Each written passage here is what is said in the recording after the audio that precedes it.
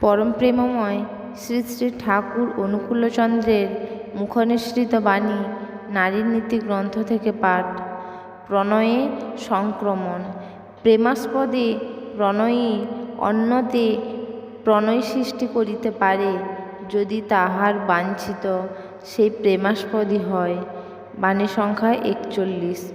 ভালোবাসাই আবিষ্কার। একমাত্র ভালোবাসাই তাহার প্রিয়ের জীবন যশ প্রীতি ও বৃদ্ধিকে উন্নতির পথে লইতে হইলে কি করিতে হইবে আবিষ্কার করিয়া তাহা বাস্তবে পরিণত করিতে পারে।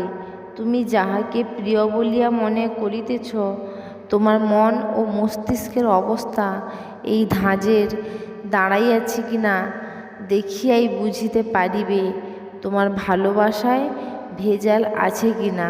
বাণী সংখ্যা 42।